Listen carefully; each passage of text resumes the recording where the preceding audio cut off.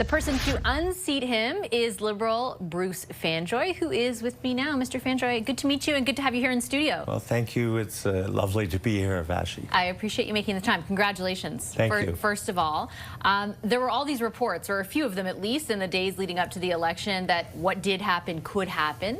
The Conservatives were denying it. It was hard to believe, I can say, even for myself, because I know Mr. Poilievre's record there for 2 decades. Were you at all surprised, or did you see this coming in those last few days?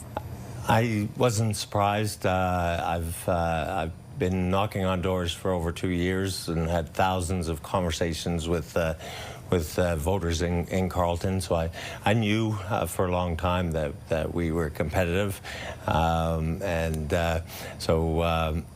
you know, we just, as it kept getting closer, and we had a magnificent team of volunteers that were working on the campaign as well, I knew we were right there, and I knew it was going to be close on election night. Was there any disbelief when it was finally pronounced in the wee hours of this morning? Like, was it surreal in any way, or along your You know, I think, you know, we focused on the process all along. What do we need to do today to move this campaign forward? And we did that day after day, in the belief that if we do things right every day, the numbers will take care of themselves. So I will say that when the first numbers came in, I thought, you know, it was a big rush, but they kept coming in positive for us all evening long, and it was I wouldn't say it was unexpected, but it was. I felt we had a plan that was clearly working. I've been inundated with emails from people who either live in the riding or near the riding with their kind of theorizing about what contributed to this, and particularly along demographic lines. For example, boundary changes, additional public servants, that moving in, that kind of thing. Do you have a sense at all? You know, I think it's mostly Donald Trump and the tariffs and the people of Carleton realizing that Canada was facing a very unique moment that required serious leadership, and they have had a uniquely qualified leader of the Liberal Party in Mark Carney,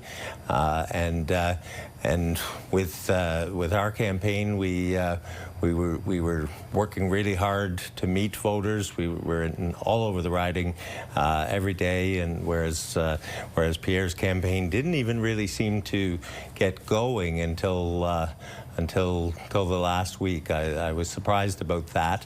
Obviously, you know, as the city pushed out a bit, there's been big growth in Stittsville and Riverside South and Manotick and Richmond. A lot of our more suburban communities. But I think this was all about Canada, and so we made great advances in the rural parts of the riding as well. Did you feel, if your sense was it was about Trump and the threat he posed and Mark Carney's leadership, did you find, because you said you were knocking on doors for 2 years, did you find a shift since Trump kind of came on scene, since Mr. Carney, Prime Minister Carney, came on scene? Yes, yeah, there were. I'll confess, there were times earlier in this campaign, before the formal writ. In fact, before the change in leadership, when it felt like I had the wind in my face. I was still getting very good response at the doors, but the Liberal Party was out of favor at that time.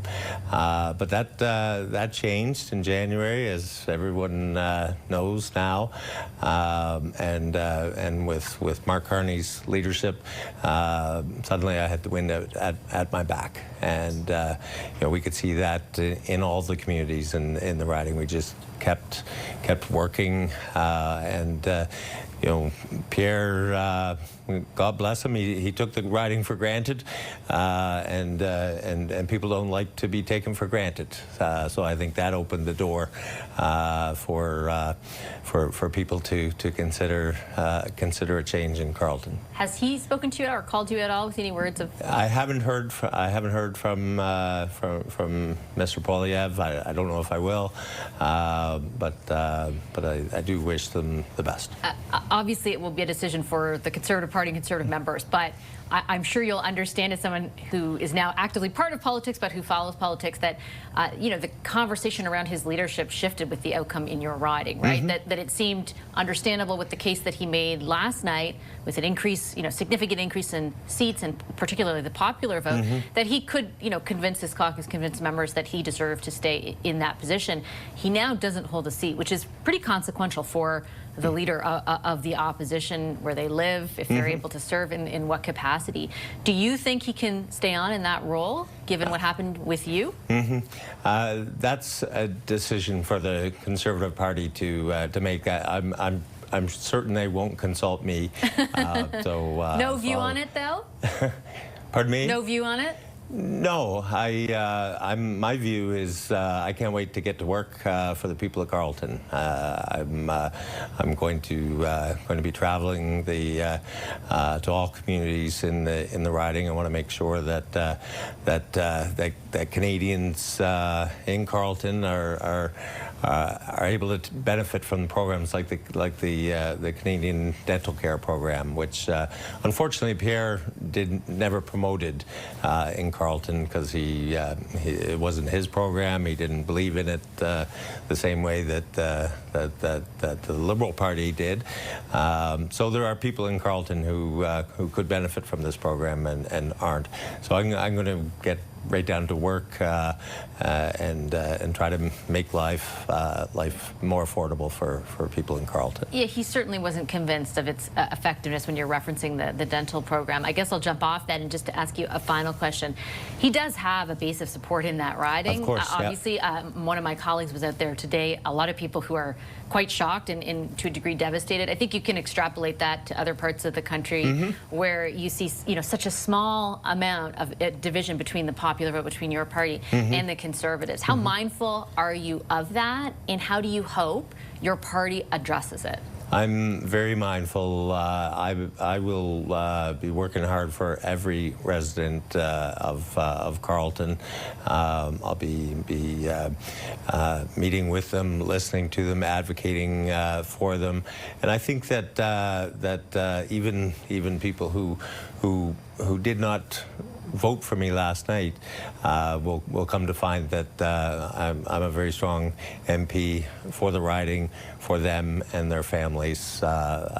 Service has been a constant in my life, and that's not about to change.